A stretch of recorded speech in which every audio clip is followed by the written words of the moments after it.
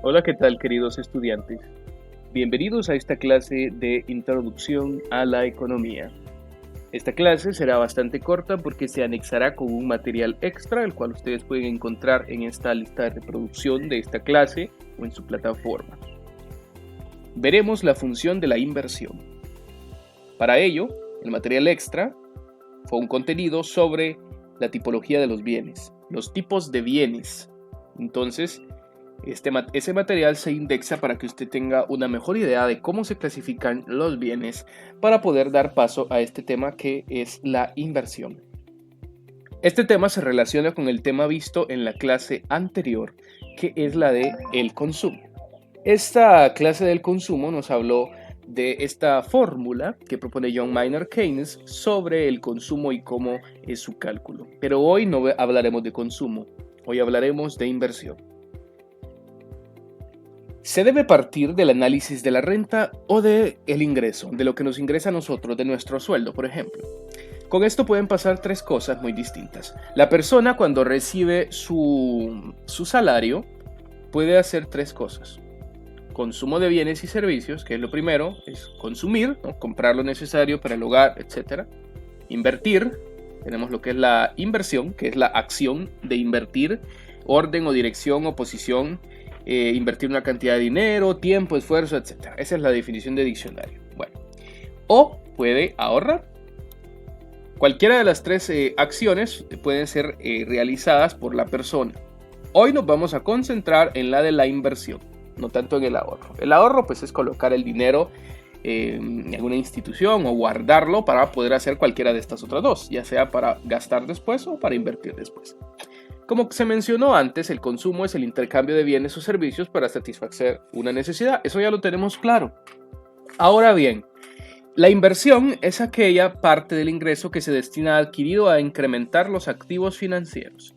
Quiere decir que la inversión puede ser vista como la compra de activos que nos van a aumentar nuestro patrimonio, o también se relaciona mucho con el ahorro, por ejemplo, la inversión en empresas o en la bolsa de valores, la compra de acciones, todas esas cosas que después nos van a dar dinero, es una inversión, o se puede entender como una inversión. Esta inversión puede ser a nivel personal, como por ejemplo adquirir una casa o un automóvil. Adquirir una casa o un auto es una inversión, ¿no? Es cierto que es gastar dinero, pero estamos gastando en algo que nos va a servir, que nos va a ser de provecho. A nivel de una empresa, inversión, por ejemplo, es invertir en nueva maquinaria, invertir en nuevo equipo, invertir en mejor tecnología, etc. Y a nivel del Estado es, por ejemplo, construir nuevas carreteras, invertir en proyectos o invertir, por ejemplo, en empresas, en bonos, etc. Otra relación importante entre el consumo y la inversión es en las cuestiones macroeconómicas. Recordemos que la macroeconomía es una economía a gran escala. Se da cuando un país decide consumir una gran parte de su renta, o sea, de su ingreso, en contraste a invertirla, originando así una lenta tasa de crecimiento. Cuando nosotros como país consumimos más que invertimos, entonces nuestro crecimiento es lento. Este es un ejemplo claro de lo que sucede en Estados Unidos. En contraparte, países como Japón consumen una pequeña parte de su ingreso, pero invierten mucho, teniendo elevadas tasas de crecimiento y productividad. Aquí hay una diferencia. Usualmente consideramos a Estados Unidos como un país muy moderno, un país que tiene mucho desarrollo y mucho crecimiento económico, y es cierto, pero es un crecimiento lento. En cambio, Japón, que es mucho más pequeño, tiene en comparación un crecimiento mucho más rápido. ¿Por qué? Porque consume menos, pero invierte más. Los autores Parkin y Esquivel mencionan que deben considerarse tres factores claves en relación a la inversión. Está la inversión bruta. La inversión bruta es la adquisición de nuevo capital que aumenta el acervo del capital ya existente, cuando compramos más cosas o adquirimos más cosas, más bienes, etc. La depreciación.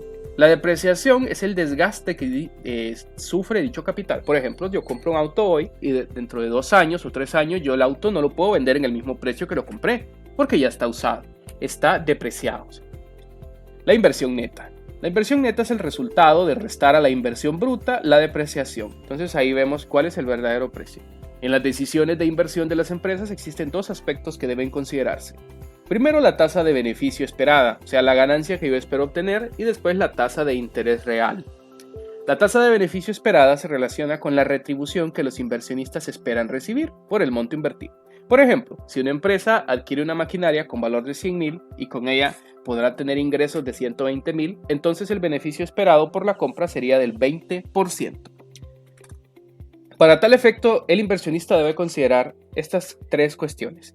La fase del ciclo económico. El ciclo económico se refiere a la expansión o disminución que tiene la producción o el PIB, Producto Interno Bruto, de un país con respecto a su tendencia natural. Posteriormente veremos el tema del PIB con más detalle. Cuando hay alzas en el ciclo económico, las ventas ofrecen mayores beneficios, o sea, se vende más y hay más ganancia, caso contrario en las disminuciones.